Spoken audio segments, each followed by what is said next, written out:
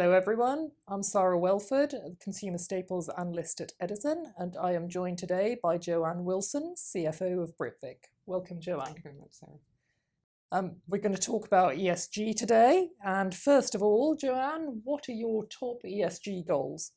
Well, as we set out our strategy, we have a healthier people, healthier planet pillar, and that encapsulates all of our ESG goals. It's very broad reaching, and it sets out our goals for 2025, and that's across healthier people and healthier planet. And as you'd expect, as a soft drinks company, what's really important for us is calories and water. And as we look at our calories per serve, we've done a really good job in the last few years of reducing those, but we're looking to keep our calorie per serve below 30, and that's really industry leading. And when we look at water, we're looking to reduce our water ratio by 20%, and we're already well on our way to doing that. Of course, on healthier people as well, there's an element of well-being and also engagement across our internal employees.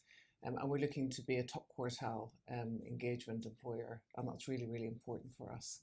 If I move on to healthier planet, we look at our carbon reduction, and of course we were one of the first soft drinks companies to sign up to the Science-Based Target initiatives, and we've set a target to reduce our scope 1 and 2 emissions by 50% by 2025, and then our scope 3 by 35%.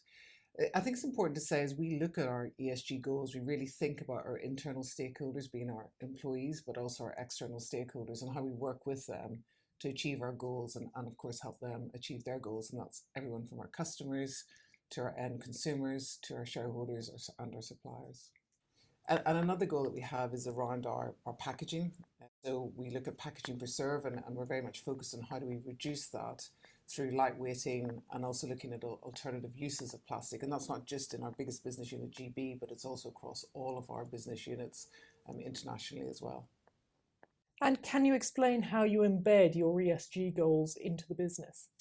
Yeah, and this is something that was really important to us as we defined what healthier people and healthier planet meant for Britvic, is how do we really bring that to life? And it's not just internally, but also externally. And we've spent a lot of time really thinking about that. And one of the things that we've done is we have a very extensive learning and development program, which helps everybody in Britvic understand environmental issues and healthier people issues as well, and how we apply that to our business and some of the goals that we're setting out to achieve. We also thought about, how do we think about the KPIs under people, planet and performance? So it's not just our financial metrics, but it's also our non-financial metrics. We've built that into the reward structure for our top 100 leaders, which is really important. And if I go beyond some of those KPIs, we've also built sustainability metrics into our RCF or our financing as well. And so it's really, really embedded into the business. And when we do our business unit reviews, when we do the reviews with the executive team and also our board, we really build out that people and planet aspect as well as the financial aspect. So it's really front and center of everything that we do.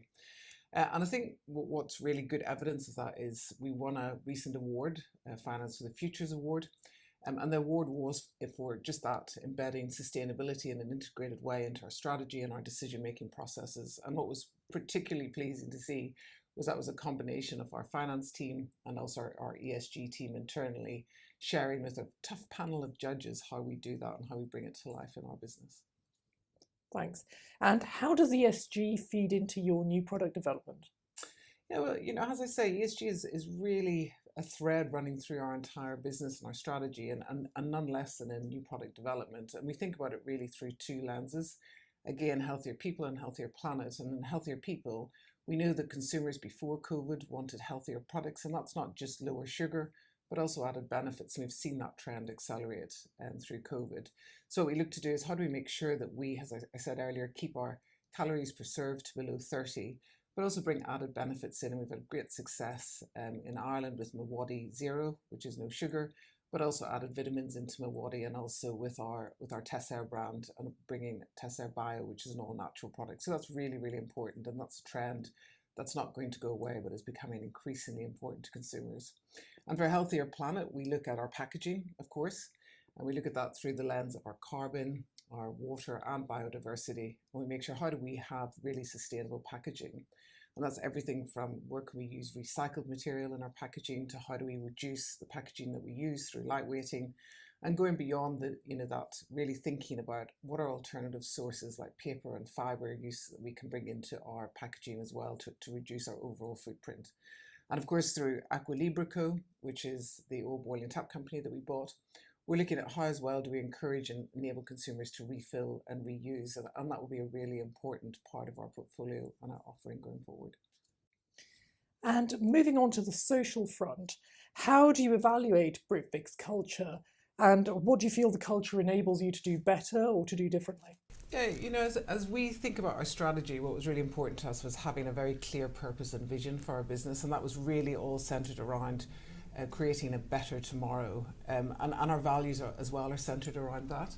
And if I was to use 3 words to describe the Britvic culture, I think it would be determined, passionate, and really dynamic, and that comes across in our purpose. And in terms of how we measure that, so we have 2 engagement surveys a year. I'm really pleased to say that throughout the last 2 years we've been a top quartile employer from an engagement score perspective, and that's really, really important.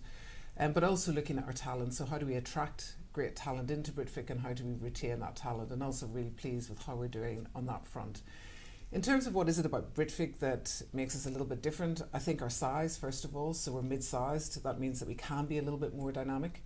And really, we've demonstrated that there are areas where we can also lead on as a business. So if you look at healthier people, I think we've really led across the industry in terms of taking sugar out of our portfolio and reducing calories per serve, and that's something that we look to continue to do.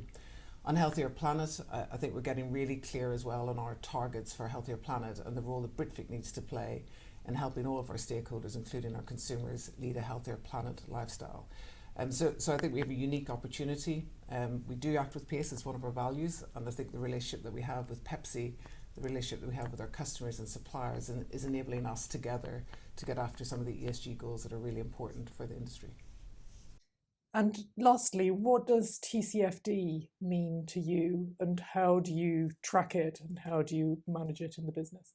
Yeah, I mean, TCFD, it's a complex area, and it's an area that a lot of businesses are still trying to understand how they apply that to their business. And for us, we make it simple by looking at it really through the lens of our climate risks and opportunities. So like any other risk in our business, how do we apply that both in the near term and in the longer term? So what we've done is we've looked at our gap analysis through a TCFD perspective. We've done a materiality assessment and scenario analysis really around water and crops and carbon and i.e. energy, and really thinking about what are the future risks for our business and how do we mitigate those, how do we build resilience and mitigate some of the risks that we're seeing. And I think a real positive is the shift to try and get consistent standards and consistent ways to measure this from a company perspective so that investors and other stakeholders understand it. So there's a lot of great data sets out there already that are very credible, and we use those as a scenario plan for Britvic. And what does that mean for our future risks, and how do we mitigate those? Joanne Wilson, thank you very much today. Thanks, Sarah.